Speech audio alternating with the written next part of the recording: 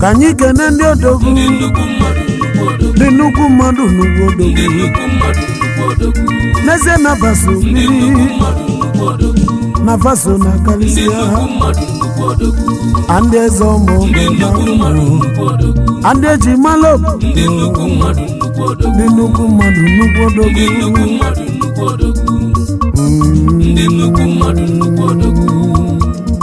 Yes.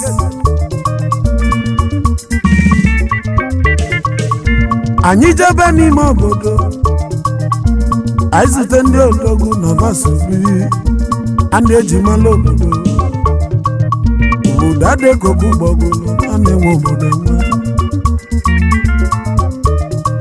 ize ndị eji mala obodo ndị odogwu n'ụlọ ife odogwu na-emenụ ka eji mala odogwu abụrụ nọ n'nkịtị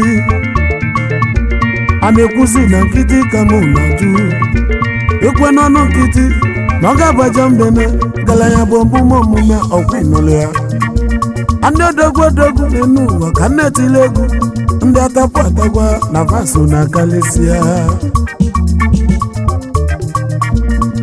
ndị odogwu ndị eji mala obodo fa bata n'obodo obodo asala ọkụ fa na-emekasị okpogo fa na-eme ọgọ obodo deli jimjim ndị odogwu ka m na-etile egwu a na-esi ndị nwere igbo bụ a na-ama ka mụ na-ajụ n'egwu n'ezie na Chukwu gọziri fa gọzinu na fa kpatala ego oyibo na faso na kalisianu agụsị ọma ha gụnyere ọfa ịmalụ n'ọbụ ndị logoli ya ka je zute ndị odogwu na fa kpatala ego oyibo na fa nwelu milimili na fa nwelu bilibili fa na-eme ọgọ kalisia ndị eze ọmọgọ ka mụ na-etile egwu Kanjije kene ndị odogwu ndị nnukwu mmadụ nnukwu odogwu ndị atapụ atagwa ndị a na-agwala anụ vaso na kalisia ịbataga n'ime obodo na vaso na kalisia fa na-eje na-abata fa na-eje obodo oyibo wee na-ebuli ike wee nata ndị nnukwu mmadụ nnukwu odogwu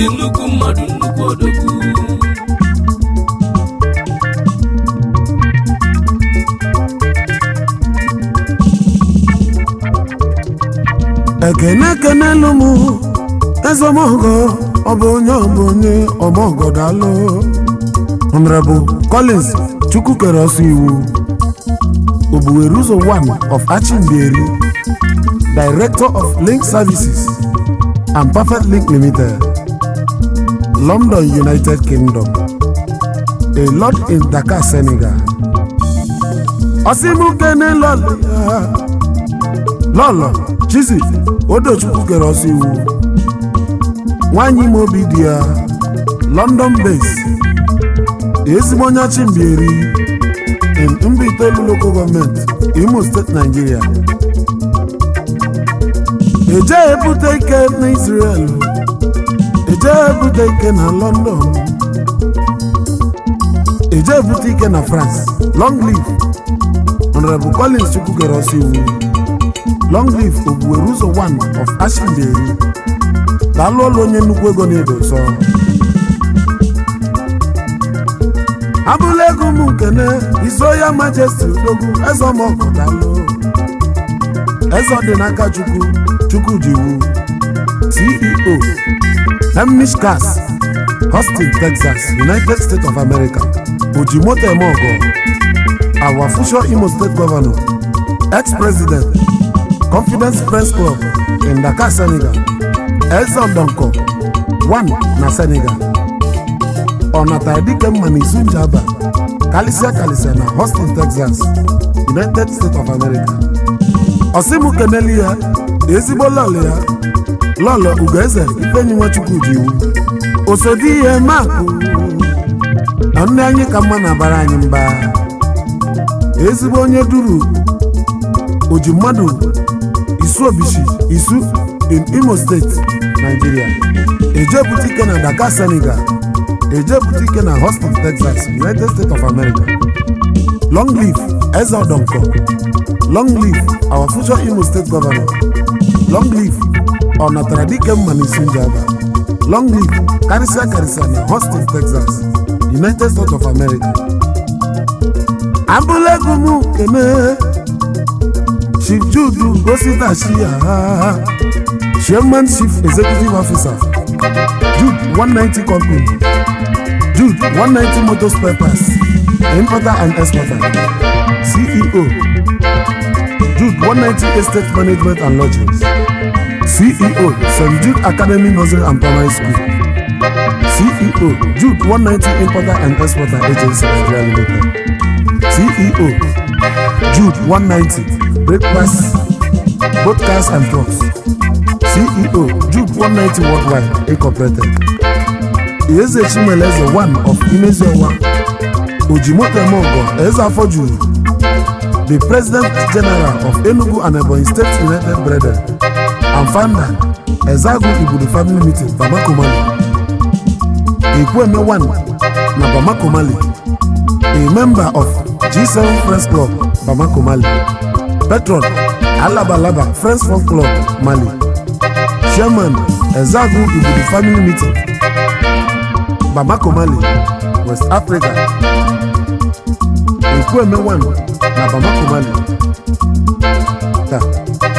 Asimu kene lọlọ Lọlọ Chief Mrs. Kelechi from Reels Chiaha, First Lady nwanyị ọma Mama Shidalu, ezigbo onye Ezagu Ibudu in Enugu State, Nigeria. Eje butike na Bamako Mali, eje butike na Dubai. Long live Ojimoto Emom, Ezafoju one na Lọlọ. Abulegumu Sobenu Mezeneze Mongo Nodu So Honorable Chibiko Okpara, CEO Shubike Holdings Limited, current treasurer Idato Family Meeting, Cape Town in South Africa, a member of Nigerian Union in South Africa, executive member of Diamond Friends Club International, Cape Town, South Africa, Edudu Machinemere Worldwide. Ogaranya Obi ya Biocha one na Uzi, Idato North Local Government, Imo State, Nigeria. Edudu na Stellenbosch, West Cape Town in South Africa. Onyoma Chris na Cape Town in South Africa. Asimu kene lọlọ Lọlọ Mrs. Uju Okpara, Oju Ugodi ya nwanyị ọma, Omobi di ya na-edoso. Eje butike na South Africa. Long live Edude Stellenbosch, West Cape Town. Abulegumu Kemezienu Chifemis Ike Ọhaneze ndị Igbo na Dakar. Ọhaneze ndị Igbo na Dakar Senegal na-edoso. CEO of Abana Autos, Mercedes-Benz Importer and Exporter of all kinds of motor spare parts in Dakar, Senegal. Chairman of Dakar Importers Association in Dakar, Senegal, West Africa. A member of Dakar Pioneers in Dakar, Senegal. Asimu kene lọlọ Lọlọ Mrs. Beatrice Uche Chukwugo Izumba, ezigbo onye Ezagu in Enugu State, Nigeria. Eje butike na Dakar, Senegal. Eje butike na Dubai. Long live Ọhaneze ndị Igbo na Dakar, Senegal. Kamuje kene ndị Odogwu Andi Chukwu gọziri agọzi, Andi buteli kenu na mba ụwa niile. Ndị Igbo siri ikenu ndị nnukwu mmadụ nnukwu Odogwu na fabuzi ike na Chukwu gọziri fa agọzi owu ijo. Abulegumu je kene nnukwu mmadụ Anukwu Odogwu Honorable Chukwuebuka Ekukwu akụ nwanne na mmiri Imo State Nigeria kpakpando na mmiri bịa keneli CEO Ekukwu Family Motors Limited CEO CC Ekukwu Investment Limited Emperor Emeritus United Brothers Club International in South Africa Financial Secretary Diamonds Friends Club International South Africa a member of Great Odogwu Ambassadors Worldwide a member of Umuafom Pillars Organization in South Africa Vice Chairman Nigerian Union of Stellenbosch in South Africa Treasurer Amiri and Friends Progressive Union in South Africa nwanne anyị ego na Amiri Imo State ọbata oso na Stellenbosch South Africa Osimu kenelu elole ya lolo Mrs. Uchechukwu Sandra Ekukwu katalọgụ ụmụ nwanyị Mommy Sonia Kamsi Ekukwu ezigbo onye Amiri Uru East Local Government Imo State Nigeria Ejebutike na South Africa Long live akụ nwanne na Amiri Imo State Long live kpakpando na Amiri Imo State Nigeria Nezenu Chief Innocent Kenechukwu Kenzo Cash Money Kenzo de Paris a member and patron G7 Friends Club Bamako Mali Chairman Chief Executive MK International SAR Fashion and Designers Chairman Chief Executive Kenzo Cars Worldwide Chairman Chief Executive Kenzo Logistics Ezimonyoka na Senwe Oka South Local Government Area Anambra State Nigeria Oriego Nukego 1 na Bamako Mali Ochirozo 1 na Bamako Mali Aranazu Umu 1 na Bamako Mali in West Africa Masimu Kene Loli ya Lola Mrs. Mariam Kenechukwu Mama Chika Sonwanyi Odoma ezigbo onye Nkwele Village n'Ọka South Local Government Anambra State Ejebutike na Cote d'Ivoire Abidjan Ejebutike na Bamako Mali Long live Kenzo Cash Money Ezomogo Amkeneze Odogwu Chief Theophilus Onwegwu Prince Teko Worldwide Omudo 1 of Ohaji in Imo State, Nigeria The Future Ezendebo in Ivory Coast, Abidjan Chief Executive Officer Teko Groups PGD of Teko Cash PLC Cote d'Ivoire, Abidjan in West Africa CEO of Teko Insurance Cote d'Ivoire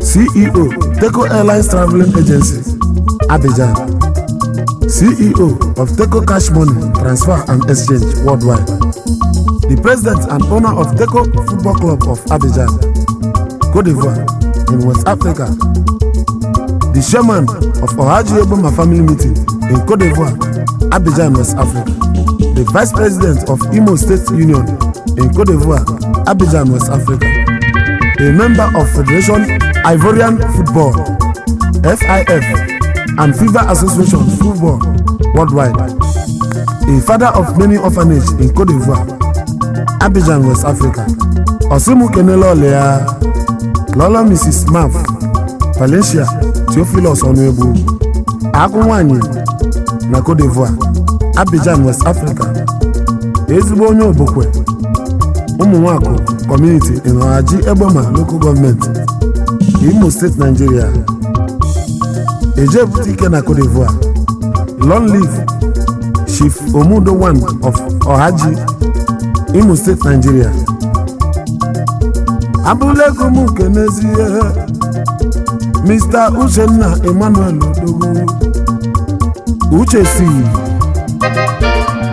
XE Money Transfer Bamako Mali a member of Ultimate Friends Club Bamako Mali Financial Secretary, Abia State Forum in Bamako, Mali, a member of Igbo Union in Bamako, Mali, Ezbonya Lai in Abia State, Nigeria, a dealer of cars cover and exchange.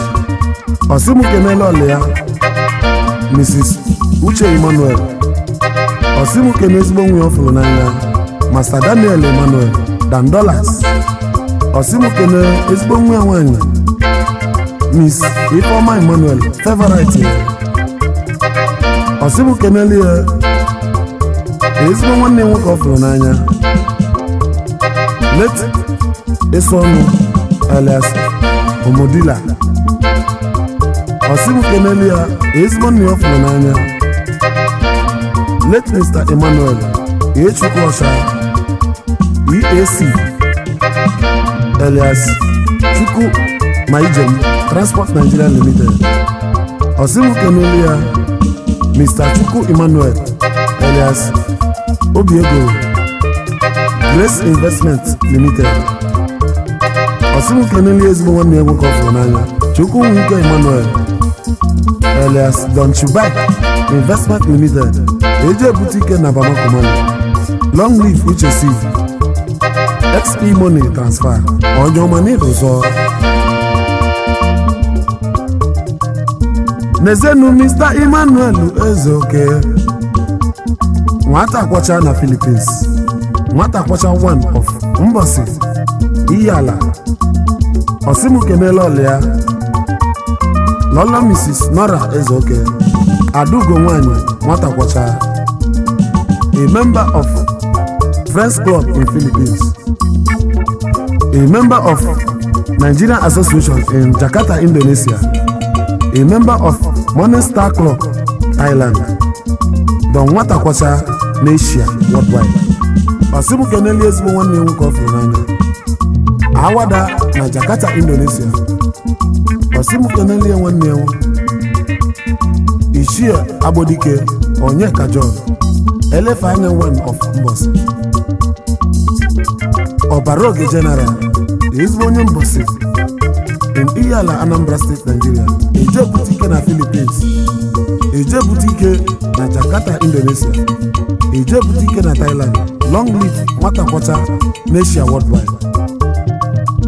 Ajeke na ndị bụ ndị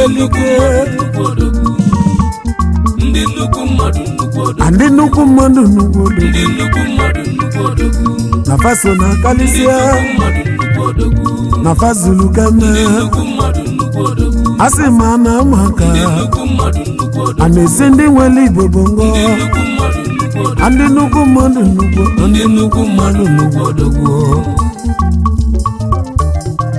Nezenu Mr. Vincent Dimkpo Odogwu, Fearless King, ebube ndị Igbo bụ eze awọ, ofu onye nke bara ikusi arụ, oji nje abịa aga. Osimu Keneli Olea, Lolo Mrs. Ụlọma Dimkpa, ọmalicha eze awọ, the Fearless King, importer and exporter, ọkwa Ostrak Ibizi Ebi, St. Paulton, the founder of Olurube Nwanne Agbalaọsọ na Awọmamma, ezigbo onye ọrụ East Local Government, Awọmamma, Imo State, Nigeria, Eje Boutique na Pakistan, Eje Boutique na Austria, St. Paulton, Long live Ezeawo, the Fearless King Dalo. Kamubuli Bakene Odogwu, Dr. Frank Chima Lawrence, Onyisi Alibo, Tradition and Custom Herbal Roots Scientist, CEO, Sasha Root Brandy and Wine Nigeria Limited, CEO, Farmtech Innovation Services, the President of Perfect Link Shelters, LLC, Osimu Keneli Olea, Lolo Chioma Frank Chima Lawrence, Acharugo Onyisi Alibo, Achinuji RA, Achimbieri, in Umbitolu, Imo State, Nigeria, Eje Boutique na London, United Kingdom, Eje Boutique na Dakar, Senegal, Eje Boutique na Bahamas, Eje Boutique na Canada, long live onye isi ala Igbo na ala Chimberi Mbitolu Imo State Nigeria. Ambuli Bakene Odogwu nnukwu mmadụ nnukwu odogwu Mr. Iwunze Uche Nelson Uche Mbaye na Dakar Senegal enyi udo ka mma na Dakar Senegal Elder Umumberi na Dakar Senegal Ọgbakari Ọjị 1 na Dakar Senegal Azuake nwe nkwukwuwa 1 na Dakar Senegal, an international music promoter worldwide, founder of Dakar Pioneers in Dakar Senegal, a member of Alabalaba Friends Folk Club Bamako Mali, a member of Imo Progressive Community in Bamako Mali, a member of Ijele Funds Forum Anambra State Nigeria. Osimukenelo Lea Lolo Mrs. Iwunze Mary Blessing Ọkadimma Nwokoro eze nwanyị enyi udo ka mma ezigbo onye Chimberi Mbitolu Imo State Nigeria. Long live enyi udo ka mma, the international music promoter worldwide. Kabuli Bakene Odogwu Mr. Ifeanyi Daniel Udogachi Igwe Mariste, proud son of late Chief Daniel Ndubisi Ikonye Jama, importer and exporter, chairman of Agwata Progressive Union, Dakar Senegal in West Africa, member of Okanigwe Club in Dakar Senegal, West Africa, a member of Dakar Pioneers in Dakar Senegal, West Africa, patron of Anambra Progressive Union in Dakar Senegal, West Africa, patron of English Catholic Community in Mariste, Dakar Senegal, West Africa, patron of Unique Friends Club, Dakar Senegal in West Africa, patron of Anambra Group in Dakar Senegal in West Africa, patron of all patrons in Dakar Senegal, West Africa. Osimukenelo Lea Lolo Mrs. Chidimma Ifeanyi Daniel Ojugo nwanyị Udogachi ezigbo onye Isulomo Umuahia in Abia State Nigeria, eje butike na Dakar Senegal. Long live Udogachi Igwe Mariste. Ande Odogwu ka mụ na-etiri egwu ndị Chukwu gọziri agọzi, ndị na-enyela ogbenye aka babata n'ime obodo asala ọkụ ana-ama aka, ndị na-enyela obodo aka, ndị na-emela ogbenye ife.